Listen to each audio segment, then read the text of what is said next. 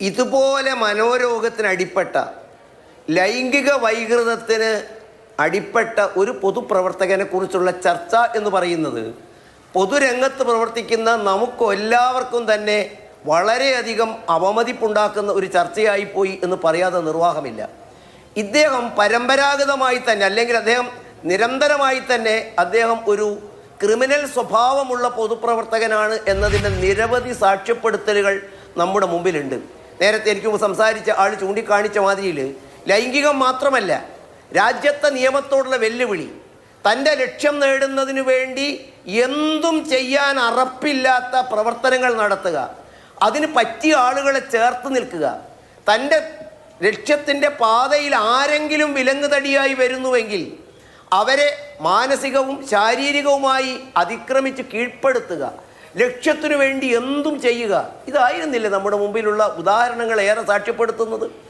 നോക്കൂ, എനിക്ക് കിട്ടിയ അറിവ് വെച്ച് 2 അക്കത്തിൽ കുറയാത്ത അനുഭവജ്ഞാനമുള്ള ആളുകൾ, ഇദ്ദേഹത്തിൻ്റെ ഇരയാക്കപ്പെട്ടവർ കേരളത്തിലുണ്ട്.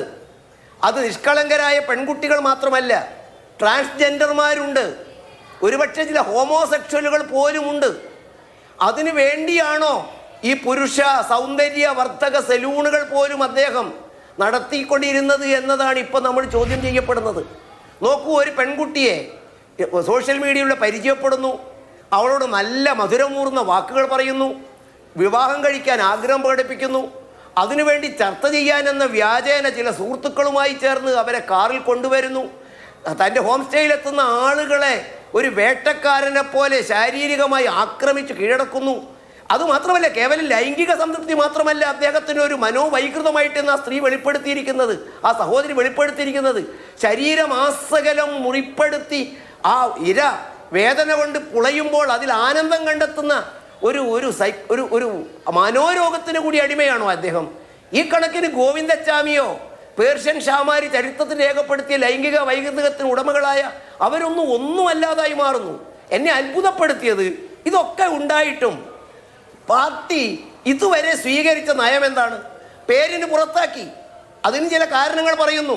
പാർട്ടിയുടെ പരമ്പരാഗത അനുഭവജ്ഞാനമുള്ള വി.ഡി. സതീശനെ പോലെ, ചെന്നിത്തലയെ പോലെയൊക്കെയുള്ള പരമ്പരാഗത കോൺഗ്രസ് നേതാക്കന്മാരെ ഒന്നുമല്ലാതാക്കി മാറ്റുകയും അവരെ അവഗണിക്കുകയും അവമതിക്കുകയും ചെയ്തുകൊണ്ട്, അവരൊന്നിനും കൊള്ളരുതാത്തവരെന്ന് വരുത്തി തീർത്തുകൊണ്ട് തൻ്റെ സൈബർ പോരാളികൾ അവരെ കീഴ്പ്പെടുത്തിയതിൻ്റെ പ്രതികരണമായിട്ട് ചില നീക്കങ്ങളൊക്കെ ഉണ്ടായി.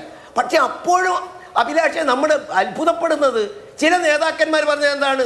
വരട്ടെ, നോക്കട്ടെ, ഒരാൾക്ക് 2 നടപടി ചെയ്യാൻ ഞങ്ങൾക്ക് സാധിക്കുമോ? തെരഞ്ഞെടുപ്പ് കെണിയാണെന്ന് വരെ പറഞ്ഞു. സമൂഹത്തിന് മൊത്തത്തിൽ തന്നെ ഉപദ്രവമായിരിക്കുന്ന, അതെ അതെ, ഒരു സമൂഹത്തിനാകെ ഈ തരത്തിലുള്ള ക്രിമിനലുകളെ രാഷ്ട്രീയത്തിൻ്റെ, അധികാരത്തിൻ്റെ, പ്രതിനിധിയുടെ സ്ഥാനമാനങ്ങളുടെ ബലത്തോടു കൂടിയിട്ട് എന്തും ചെയ്തുകൊണ്ട് മുന്നോട്ട് പോകാമെന്ന് തെളിയിച്ച കേരളത്തിലാണല്ലോ എന്ന് ഓർക്കുമ്പോൾ പൊതുപ്രവർത്തകർ എന്ന നിലയ്ക്ക് ഞാൻ പോലും, എനിക്കും ലജ്ജ തോന്നുകയാണ്.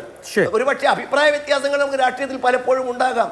ഇത്തരം ആളുകളെ പൊതുസമൂഹത്തിൽ നിലനിർത്തുകയും ഇവരെ സംരക്ഷിക്കുന്നതിന് വേണ്ടിയും ഇവർക്ക് വേണ്ടി കുഴലൂതാൻ നോക്കൂ. മഹിളാ കോൺഗ്രസിന്റെ നേതാക്കന്മാർ, ഇന്ന് പ്രതികളാക്കപ്പെട്ടവർ, സംസ്ഥാന കോൺഗ്രസിന്റെ ചുമതല വഹിക്കുന്നവർ, അദ്ദേഹത്തോട് ഒട്ടി നിൽക്കുന്നവർ, ഇവർക്കൊന്നും ഒരു നാണവും ഉളുപ്പും അഭിലാഷം ഉണ്ടായിട്ടില്ല എന്നുള്ളത് എന്തുമാത്രം ഈ കോൺഗ്രസ് പാർട്ടി അധപ്പതിച്ചു എന്നതിന്റെ ചൂണ്ടുവലകയല്ലേ? ഫെനി നൈനാൻ ഇതിന് കൂട്ടുനിന്ന ഈ പെൺകുട്ടിയെ ഹോം സ്റ്റേയിലേക്ക് കൊണ്ടുപോവുകയും തിരിച്ച് അവിടെ നിന്ന് കളക്ട് ചെയ്ത് വീട്ടിൽ വിടുകയും ചെയ്ത ഫെനി നൈനാൻ കൈപ്പത്തി ചിഹ്നത്തിൽ ഈ തദ്ദേശ തെരഞ്ഞെടുപ്പിൽ മത്സരിച്ചുകൊണ്ടിരിക്കുകയാണ്. ഇപ്പോൾ ഫെനിയുടെ ഓഫീസ് പൂട്ടിക്കിടക്കാണ് എന്നാണ് പറയുന്നത്. ഇപ്പോൾ കോൺഗ്രസിന് എത്രമാത്രം ഒഴിഞ്ഞു മാറാൻ പറ്റുമെന്നൊക്കെയുള്ള പ്രശ്നം.